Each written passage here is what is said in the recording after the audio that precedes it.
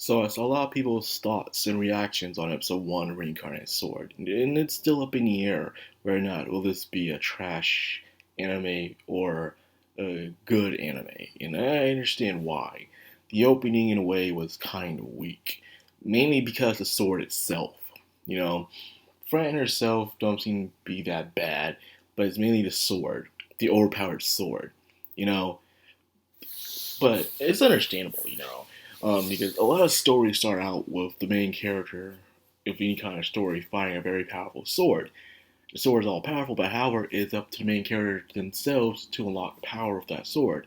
The only problem with this is that Fran, by the time she gets the sword, she is immediately just beating everyone's butt in a way. You can say it's probably her beastkin reflexes, her instinct, and the sword. And it is mainly the sword doing all the work. You haven't noticed, the sword is telling Fran what to do. The sword is constantly telling Fran to do everything. And like I said before, the sword is the thing, and is the only thing that's overpowered so far. Not Fran herself. If Fran was fighting against these people by herself, she would lose instantly. Remember that, by the way. There's a very important lesson here to be learned, which will be shown down the road. So I guess only us manga readers and light novels and web novel readers who've peeked into the material already know where direction is going to go. So therefore we have this expectation. Speaking of expectation, the opening is pretty good. Not only the opening, but geez, the animation is just good. Gosh, there's no bad quality animation in this show. I've yet seen a Cordero in episode 2, but still, this is pretty damn good. I'm enjoying the animation quality very much. The opening was kind of good. It reminds me of the opening from Gate. Yeah, I remember Gate. It was a pretty interesting isekai. The little with the military and politics and other isekai worlds in a way forming together on this one planet. So there's a lot of mystery behind that one. I wish I had another season of Gate. That would have been awesome. But anyways, Fran has been facing discrimination seems like all her life. For some reason, the Black Cat tribe is just hated. I think it's probably because of reputation. Black Cat tribe probably used to be thieves, and they used to do a lot of shady stuff. There's a lot of kind of animes and shows and movies and books where we feel sorry for the character, this unique feature, but it turns out that their past tribe, which is nearly instinct, did a lot of shady stuff, a lot of bad stuff, and because of that, a lot of people have terrible impressions on them. I don't know the full story of the Black Cat tribe, but this is my only guess, in a way you would say, a guess that maybe everyone hates Fran and treats her that way because they even expect her of stealing and doing other things, and I guess them being weak. So they're weak people who would constantly try to undermine their way of doing things. And Fran's parents were probably the two good ones and was trying to raise Fran on their way to be a journey to evolve. But then again, the fact that these two went on a journey with a child to evolve on a very dangerous journey. With a child, by the way, only proves that maybe they weren't that well of good parents out there. I'm not trying to say bad on her parents, but I know a parent's responsibility wouldn't be taking a child out to the battlefield or in dangerous places because you have a dream of evolving. Sometimes we have a child involved. Some people sometimes have to halt or sacrifice their dream for the sake of a child, but they decide not to do that. They end up dying and end up having Fran to be part of slavery, in a way. So you gotta wonder, were these parents smart or were very, very selfish people? So who knows? All I'm saying is there's a lot of speculation you can make out the Black Cat tribe just on Fran and her past alone, which that itself is even vague, you could say.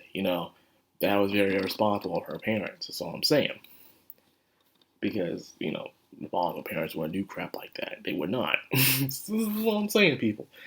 But anyways, she's showing off, fighting the goblins. But it seems like that goblin incident didn't end well.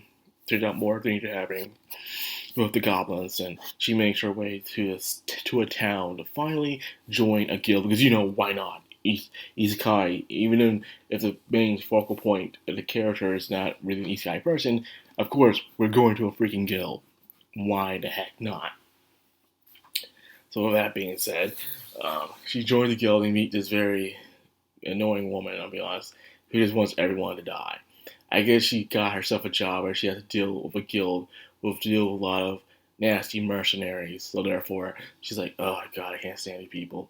Which her attitude just puts me off in a way. Like really, like wow, don't you have your nose down on everybody?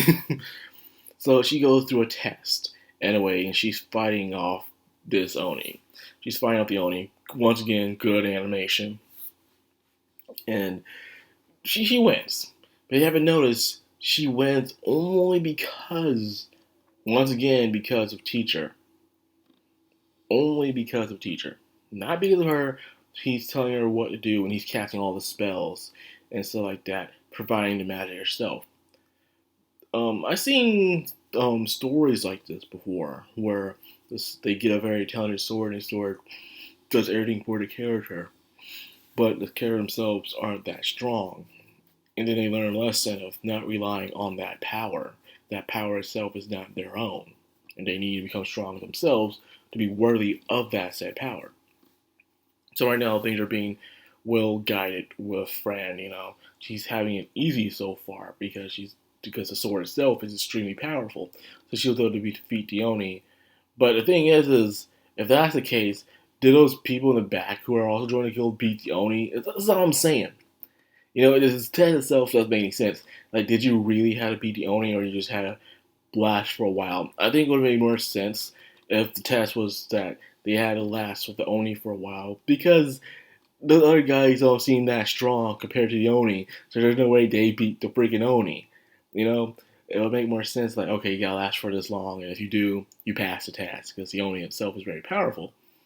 They could have done like that. In a way, it just means like she's already automatically stronger than everybody else in the guild, or maybe that shows what ranking she would get.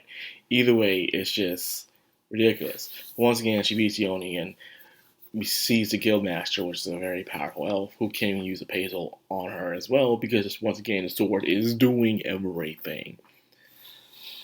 So she would go to see her class, and she has all these possibilities of the class because once again, the sword is doing all the work. And actually leaves the guild having a dimensional pocket to unleash. I know these kind of things will get under people's skin. There's a lot of people who don't like those animes or / isekais where the main character starts off extremely powerful and everything just goes their way. There's no conflict with the main character at all, and it's kind of boring. Because with no conflict, there's no development or growth with that said character. But there will be growth and development with that said character. In fact, they're showing it right now. They're just laying it out, the foundation of the problem with that said character. So anyway, of course, the mercenaries. And another thing I hate when animes do is when a character's trying to join a guild or join something, and every time they're about to join or after they join, they're about to be ambushed or jumped by someone. And it happens way too much. It gets annoying. The only interesting thing that happens here is that Fran did things very brutally, and which is nice. This is gonna be a very brutal anime, so there's not gonna be no turn away of, oh, they just beat them up. Like, nah, man, you take someone off here, you're gonna get killed. You're gonna lose an arm or a leg. And Fran is not afraid to slice some people off, as you already seen. As it is, she was even planning to kill some people already, wanting to kill them, but without any hesitation. She grew up in a very, very cruel world where it was kill or be killed. So you gotta be careful there. But either way, it was annoying. Anyway, I just hate this trope. It was so well executed. I just don't like the trope itself. It gets overplayed way too much in these shows, and then it just rolls my eyes every time I see it. But at the end, it seems like someone with a very powerful god eye was able to actually notice that the sword itself is very intelligent. So there we go. The next stage for the next episode, everybody.